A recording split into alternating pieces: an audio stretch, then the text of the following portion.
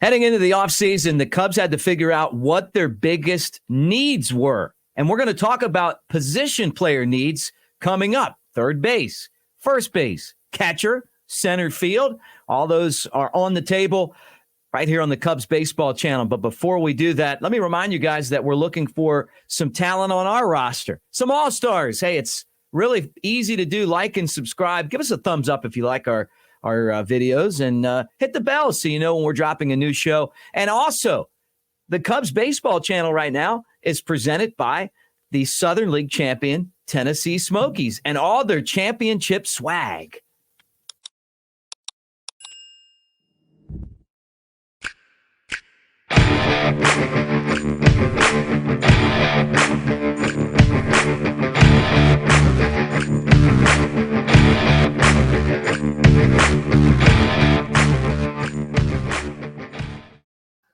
All right, there you go. The swag looks good. He's Chad Anderson, and I'm Mick Gillispie. Welcome to the Cubs baseball channel. And Chad, this is always an interesting part of the year, right? When you don't make the playoffs, you get to watch everyone else play, and then you get to think about what you want to do, but you can't really do anything until the World Series.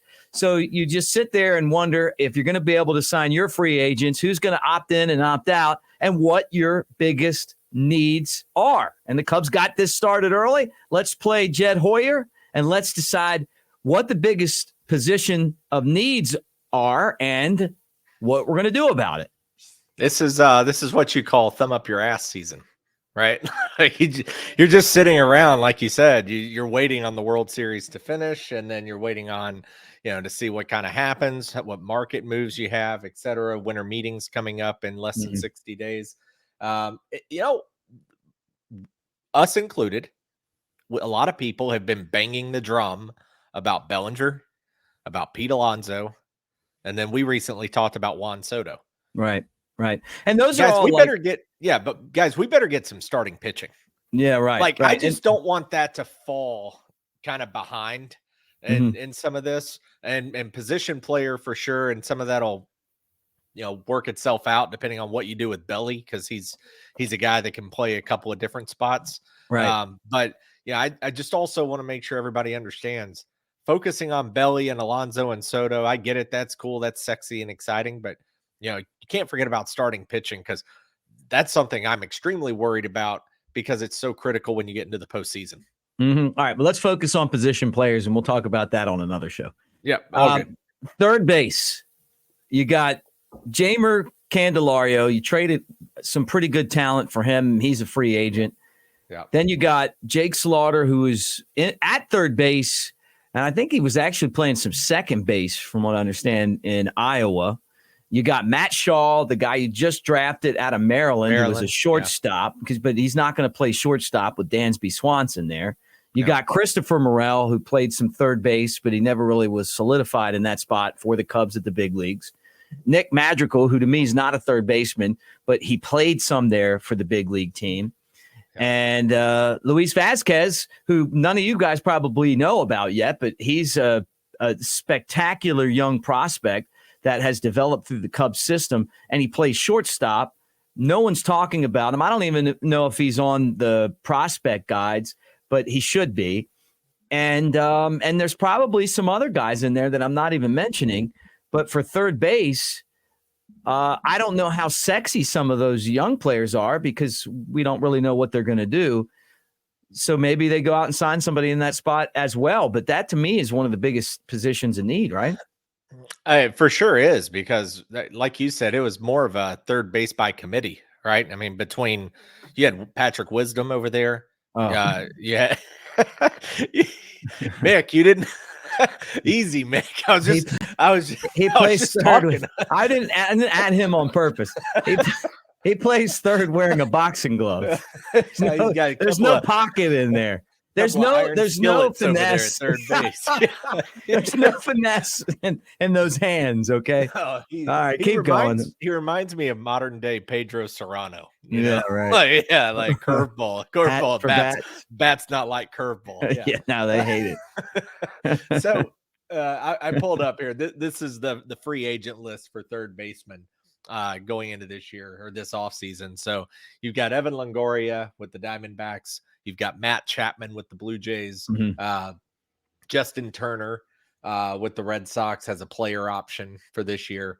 Eduardo Escobar, Matt Carpenter's 83 years old. Jamer that you mentioned, Matt Duffy, former Cub there. Mike Moustakas, Josh Donaldson. Yeah. So man. There's a couple of guys at the top. I mean, Longoria is old, though. He's 38. Matt Chapman, probably the most sought after at 30 years old with the Blue Jays. So, but again, it's one of those positions, like, to me, that's a Chapman or bust type list, right? Like, the only way I'm going after anybody else is if it's a short-term deal and it's a plug and play for a year or two. Otherwise, I think third base is one of those positions where you can plug in a prospect, right? And you can let those guys, you let them play, you let them have the superstar names, protect them and be around them in the batting order and go that route, because there's just, to me, the ROI doesn't seem very big over here. Yeah. Well, you got Dansby at short. He's not going anywhere. You got Nico at second. He's going to win a Gold Glove. He's not going anywhere unless he gets injured, right? And then the other big hole is on the other side of the diamond, right? And that's first base. And I guess part of that is if the Cubs can sign Cody Bellinger. After we talked to Patrick Mooney with The Athletic, I didn't get a real good feel that that's going to happen. I mean, then maybe you go out and you make the trade for Pete Alonso. That was floated out there by Bruce Levine. I'm not saying it couldn't happen or it will happen, but, is that the first move you want to make when you take over running the Mets? If you're David Stearns? No. I mean, I don't think you want to do that and piss off the fan base before you even get solidified. So that might not happen. Talked about, at first base, I don't know, Matt Mervis. Matt got his chance last year, which I think he should have, but he didn't perform. And I think part of David Ross's apprehensive behavior with these prospects is that he was probably pretty disappointed in Matt Mervis when he took over at first base. So they went out last year. They got Eric Hosmer, terrible. They got Trey Mancini, terrible. Two bad signings. They should have just had Mervis in there from the beginning. But to counter argue with myself, to make the counterpoint, he didn't perform. So Belly was kind of the guy that took over first, and then Jamer when he got there. So first base to me. What do you think? Looking at those free agents and that list, you got, if you want to go old school, you could go Miggy Cabrera. You could go Joey Votto. Both of those guys are over 40. I love both of those guys, but Miggy was like a mascot this year. And honestly, so was Joey. Joey's funny. Funny guys. You look at Josh Bell. One name that's interesting that has come up with the Cubs before is Joey Gallo. And he's actually kind of like a Schwarber. I mean, he's going to bat 200 and hit 35, 40 home runs and strike out a bunch, but he's that presence in the middle of the lineup. On that one, I'm torn on Belly too, because we talked about it. I'm in on Belly if it's 5 years and 130 million or less. That's where I'm in on Belly. I just don't think Mervis got a shake. I think he's almost like PCA. And PCA's got a much better shot at being on the opening day roster next year than Mervis does. But I just don't think Mervis got the true shot. It was like he came up and he knew the whole time he was going right back down. And I don't know how many exact at bats he got and whatnot, but it just didn't feel like, a 10 to 14 day sample size is something that I want to hang my decision on, of signing a bad contract with Bellinger that may be 8 years and 180 million versus just letting Matt Mervis do his thing and taking a shot there. So it just continues to be about how aggressive is Tom Ricketts going to allow Jed Hoyer to be here in the offseason. Yeah. Well, I'll tell you this too about Tom is when he says that it's up to Jed Hoyer, I mean, he's serious. It is up to Jed Hoyer. So I don't think that he's really into a lot of meddling. I mean, he's probably going to say, hey, here's what your budget is. Here's what we'd like to spend. And if you got close, he's a Cubs fan like us. He really is a normal, nice guy, and I think he really wants to win. And he'll say, "Hey, go out and do this." He's not afraid to extend if it looks like it's going to help. But I appreciate Jed for making good decisions with these contracts, because that Jason Hayward deal was just so miserable after the second year of it. Wolf. And you just don't ever want to put yourself in that position again. Yeah. Yeah. It's a tough one, man, because the Cubs were good enough this year, as we saw, to make the playoffs. Right. So it's so annoying because you're just one or two pieces away. But can you imagine the pressure on these guys in the front office? Because you pull one lever and you find out whether it's the right or wrong decision. Yeah. But I'm for Mervis. No, let me back up. I'm for Bellinger if you can get him at the 5-year 130 mark, Right. somewhere in there as the top. But then if not, I'm not a big give a bunch of prospects for Alonso guy. I'm not on board with that one.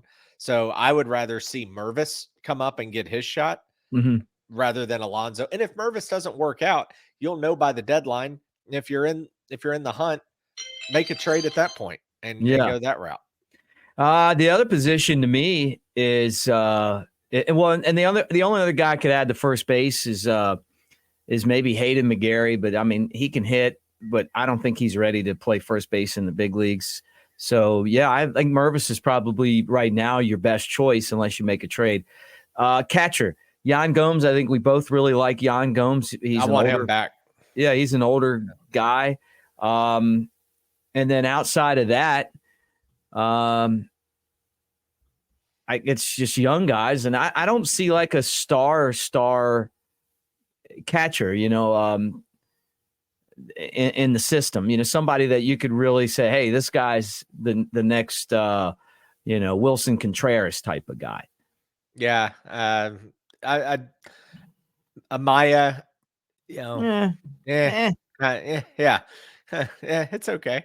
But I'm a big Yan Gomes fan. I really like him. I understand he's getting up there, but I just like what he does, his presence. He had a lot of clutch hits, good for the clubhouse. Outfield wise, are you going Happ, PCA, and Suzuki on opening day? Well, I mean, and that's what I was going to finish this with. Or Soto, depending on. I mean, Soto's the dream, right? Like Soto to me is just the grand slam if it somehow works out. Right. I mean, if Bellinger signs, depending on what they do at first base, that could be his future. But you got, Pete Crow Armstrong, who I know didn't look great in his, 3 games that he played. I mean, like people that want to say that he can't hit, he can hit.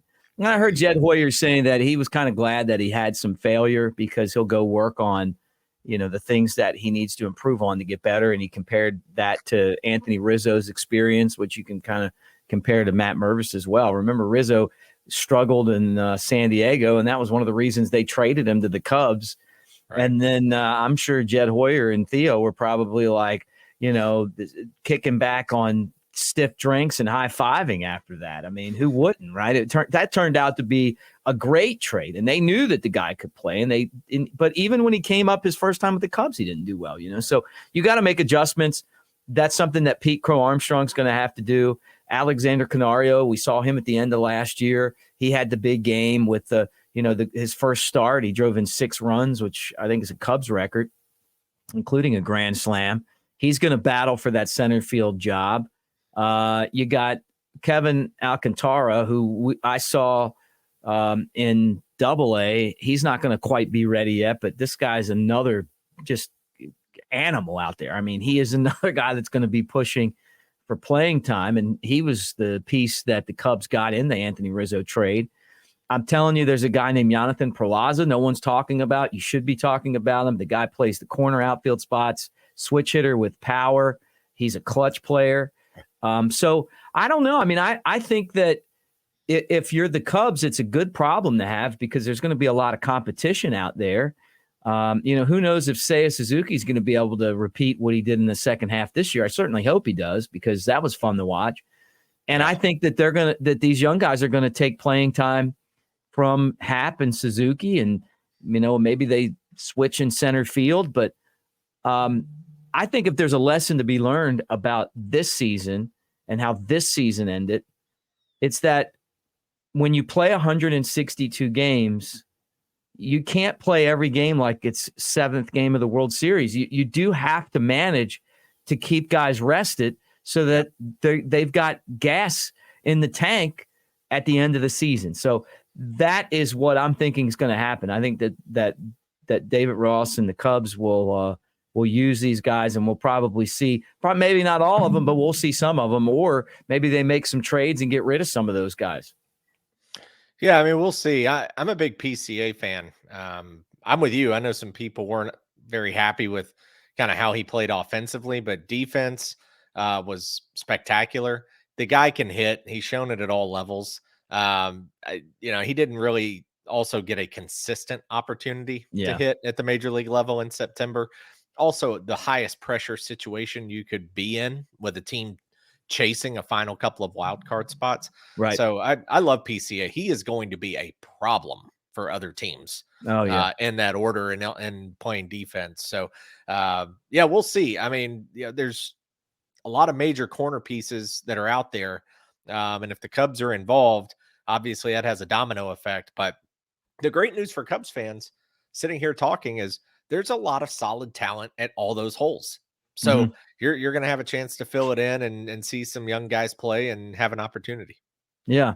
And who knows, maybe if Nico takes a step back, or, if Dansby struggles, we don't see some of those guys get at bats and play games in those positions as well. The good thing for the Cubs is if they play this right, they're going to have a lot of competition on that big league roster. And I've said it a million times throughout the years, competition is great. It's great for a team. It's great for a business. When people are competing, they do their best. They play their best. They perform their best. And I think that's what it takes for this team to get over the hump and be a champion. Hey, guys, we want you to be a champion, and it's easy to do.